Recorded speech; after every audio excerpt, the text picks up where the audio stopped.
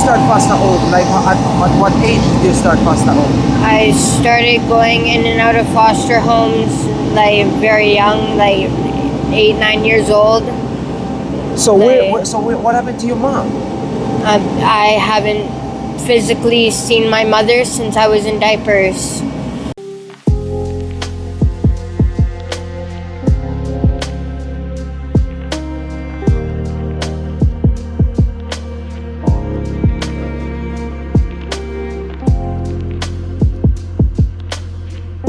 Hello guys, welcome back to the channel, welcome back to Jamaican Youth channel. Guys, I'm in a era right now where there's a lot of things going on here. I vlog about this thing before, but also I'm in the area vlogging about there's a parade just finished here, which is a Thanksgiving parade, and I want to talk to a person here. I don't know if I don't think she'll come on camera, but stay tuned guys, stay tuned, watch what's going on, or listen what's going on. You ready to have a conversation? Yeah. Okay, you're not going to be on camera, okay? I'm not going to put you on camera unless you want to, but I just want to have a conversation with you. So you want a mic just talking to, if you don't mind? Okay. If you don't want to say your name, it's okay, it's fine. You can hold it in your hand and talk, or you can stick it on you. You can hold it in your hand or you can stick it on your clothes. Okay. There's a magnet or you can...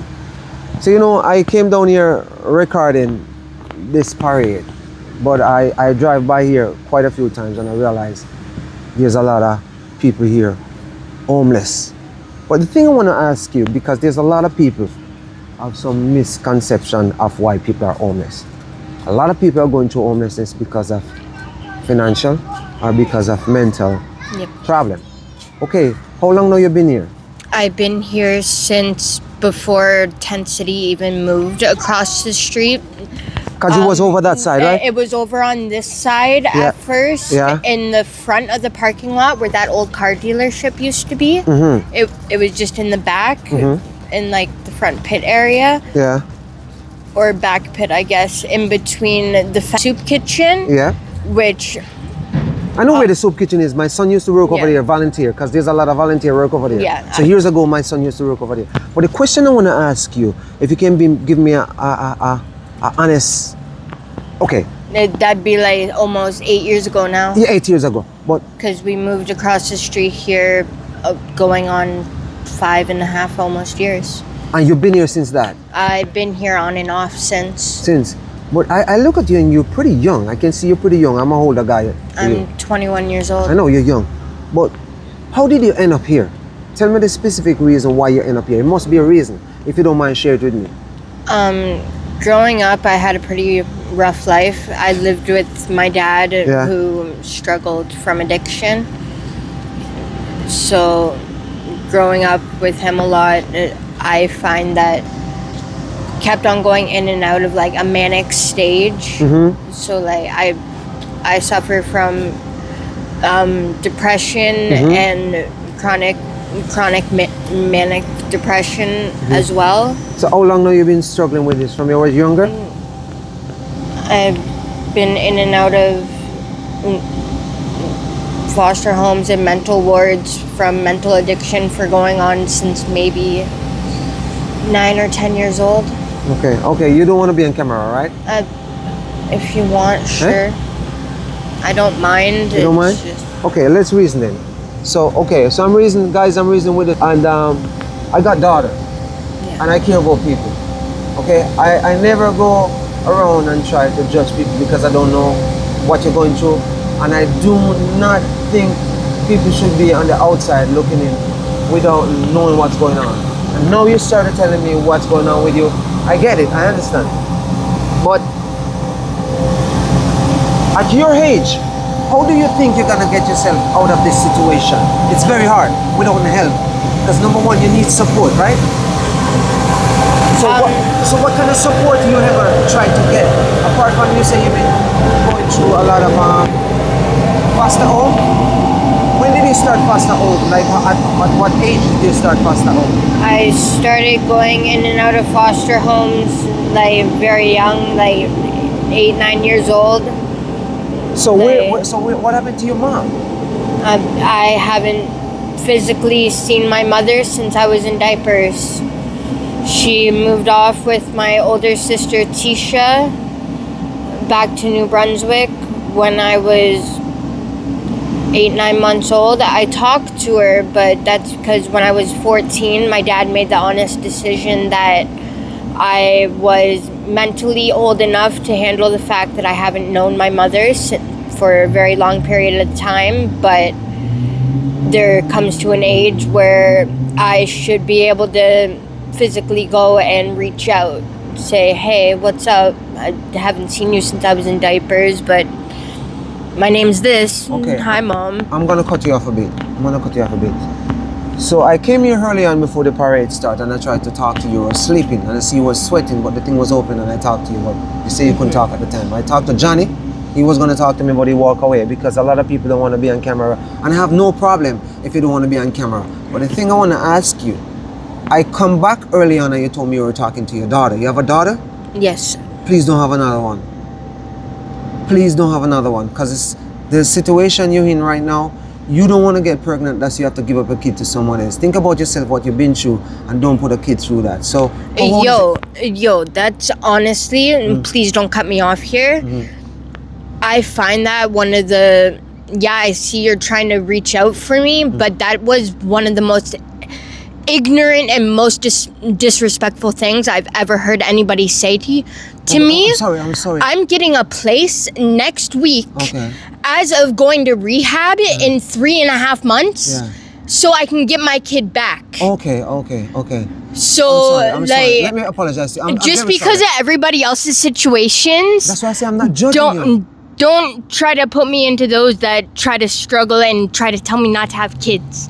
At least I'm still in my daughter's life. I know. I don't mean to get you upset. I'm sorry if I come out that way. But what I'm saying, we didn't get to that point that you're gonna get a place and stuff. But I'm just saying to you, because you're in your daughter's life, right? But she's not with you here, which probably that's good for you mentally, right? That's good for me, my daughter, mentally, for many types of reasons. Okay. For one, a 3.5-year-old little girl shouldn't be sitting in a tent. I know. With a mother that struggles from addiction. And I want to apologize to you again. I think I came off a little bit wrong. I want to really apologize to you. I'm sorry to say what I see, because I see you really upset. But what I'm trying to say to you, we didn't get to that point of you telling me you're getting a place, which is awesome. Because you don't want to be out here the next 2 months. You know what's going to be like. You were here before. And the winter is very rough. I'm in a house and I can't even deal with it. I don't even like to look outside. And I'm going to apologize to you again. I'm very sorry to really say what I said to you. And, I accept I was wrong what I said. I'm going to own it up. Because this is the same thing that's why I want to talk to you. I don't want to be on the outside looking in and judge. It's not good. Because we have to get in your space for you to open up and tell us what happened before we can understand. Because honestly, a lot of times I drive down here and I see these tents. When I'm going through certain things in my head, it's like a switch just turned and I realize I'm in a good place because I'm in a home. And I have full support. I have my family, I have full support. So, but what I realize though, since of lately, I've been listening to the news about homeless, and it seems to me like they want to get rid of you guys. How can they get rid of you guys when they have nowhere to put you guys? Tell me about that. How you think about that? I think of it, honestly, one of the worst situations going on in 2025 right now.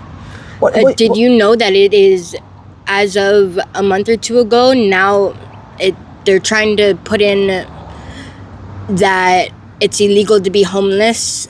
Well, how can it be illegal when you can't afford something? So you can't afford a home. I know. That's what I don't get. In a few months, they're trying to state a law where, see those people with the flashing lights? Yeah. Oh, yeah. Where they can physically arrest you and put you in, a wellness center to try to get you better by force. Yeah. Or put you in a jail cell because you're homeless and doing drugs. What good that doing for you though? It doesn't do any good. Yeah, I know. But I realize to get clean and to have a better life, you have to be ready that you want to have that better life. But question, what I want to say to you, the system is messed up. Because I'm paying heavy tax when I get a paycheck. I'm paying heavy tax. What is it doing? I don't think it's doing enough for people like you guys. I understand, you're hoping up to me and telling me you have a habit. Yeah, you got a habit, but I'm telling you, if the support system is not strong, girl, it's gonna be rough for you to get out of this system. I know. I only recently I got look at you the and support I look that at you and I thought needed. you were like probably 16. You look so young. 21 years old. Saying like, I feel bad for people when I see people in a situation like this. But at the end of the day, sometimes the story need to tell, because people on the outside looking in, it's bull crap. And as I said to you, just what I said to you just now, when you get offended, I see you get offended, and it's just the way I come off, which I didn't meant it that way, but you take it that way and put me in my place. I appreciate that. But at the end of the day, we need to know that, people who are homeless out here, they're nobody. They're somebody just like us. You're just going through a struggle and you need help. And sometimes it's very hard to get help. But I realize, and I think I'm right about this, since COVID, all hell broke loose. Yes. Job, homelessness, because I'm telling you, I'm a hard-working guy, and I'm struggling too. I'm telling you, I'm struggling too. Yeah. Honestly, I'm struggling, and I'm not gonna be act as if like I'm not struggling. A lot of people. Hey. So yeah, everybody's struggling. So I can imagine with you here, what kind of struggle you're going through. I can't go through your head and think about what I think you're going through, but you know what you're going through. But at the same time, the reason why I really, really want to talk to somebody, because people are too judgy. Way too judging. And you cannot judge a person unless you know what the person are going through. Because recently, Don't judge a book by its cover. I know. Recently, I have I know somebody who went through, so, dressed wearing nice clothes and stuff. I don't have my own struggle. Everybody have their own struggle. And I'm telling you, some people struggle for 1 year, some people struggle for 1 month, some people struggle forever until, they pass away. Yeah. But you know what? The only thing I'm going to leave you with, do not give up. Because if you give up, that's when the devil wins. And you can't let him win. You can't let him win. You have to just know within yourself that, life goes on. Yeah. And you have a daughter, you have a purpose. Because with you have a daughter, you have a purpose. And the purpose you have is to live and live for your daughter. Because you want to see your daughter grow. But I don't know what to say to you more than, you know what? Any form of help you can get, just jump at it. I have. Make use of it. And I really appreciate you talking to me and opening up to me and let me know what's going on with you, because a lot of people, because I was just talking to Johnny and I tell him I don't want to put him on camera, and the reason why I said that to him, because I was over there vlogging and he saw me point the camera down this side, and he said to me, "Are you recording me?" And I said no, because I'm a person like this. A lot of times I go out and record, I might be talking, but I'm not catching nobody. I might have the camera pointing somewhere else because I respect people's privacy. Mm-hmm.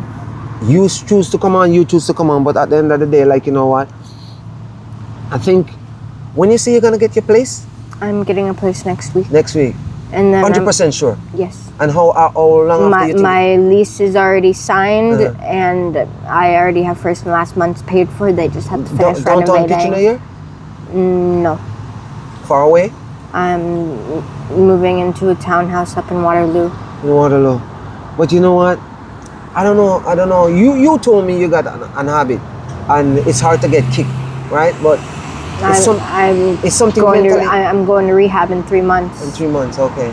All the parenting programs and sources of treatment that I have, because of a human trafficking help support line that was offered to me because of something that I don't want to bring it up. No, that's okay, that's fine. So but they pay for it all, and as soon as I heard about that, I jumped on it. Yeah, you jumped on it. So you have any contact with your mom? I have her on Facebook. That's okay, and what about your dad? My dad, I still see him whenever I want. He lives out in Cambridge. So have you a young beautiful girl like you out here? Do you get approached by guys? But you're not interested, right? No. Do you have a boyfriend? Or you don't want to talk about it? I don't want to Okay, talk that's about fine. it. That's fine. But you know what? You know what? What you're saying is going on for you. I'm gonna pray for you to get towards, as in like getting your place and getting to rehab. You're on the right track. Yeah. And I don't want to bring religion to you, but believe in yourself. And also, you know, I don't know if you pray. I do. You do pray. Every day. You know what? I give you props for that, for telling me that, because I'm telling you, when I go through my struggle, actually for the past couple of years I've becoming like a prayer warrior. Whenever things happen to me, I just pray about it because I believe. And anything you do, you gotta believe. Because if you don't believe, it's doubt. And if you doubt yourself about certain things, and just be true to yourself. You know, I hope things work out for you with your new place, and hope you get back your daughter and everything is intact with you, as in like, you know, maybe you can find a job. You're pretty young. You're pretty young. 21 years old. I thought you were younger than that because I look at you. I thought you were in here with your mom and stuff when I saw you. But then I see you smoking. I'm like, no. But you know what? Nice talking to you. And what's your name again? Layla. Layla. I'm Pat. And you know what? When you're moving in your place, 3 months time, you said? Rehab in 3 months' time, and my place within the next 2 weeks. Next 2 weeks. You know what? All the best. And I hope you get through this rough situation. And as I said, just pray about it. Because there's an answer in it. And the answer to you. And when you pray, pray with meaning. Don't pray just because you want to pray. Pray with meaning and ask for change in your life. Like stuff like that you ask for. Ask for change in your life, you know. Ask for all. Just put your good things in your mind when you're praying. Pray about good things. Wash away all the negativity away from you, because negative energy kind of drag you in a ditch sometimes, and sometimes negative energy will make you feel like you're buried alive. Negative energy will make you feel like, you know, you're wrapped around with a snake, suffocating, dying, don't reach there. So, you know, it was nice talking to you, and I hope all the best for you, and get back your daughter and go to rehab and get yourself straightened out. But you're a beautiful girl, take care of yourself, and until maybe next time I run into you, you never know. My viewers was here talking to this young girl, and you know what? She kind of touched me a certain kind of way, which tonight I'm going to pray a special prayer for her. Stay blessed, guys. I'm out.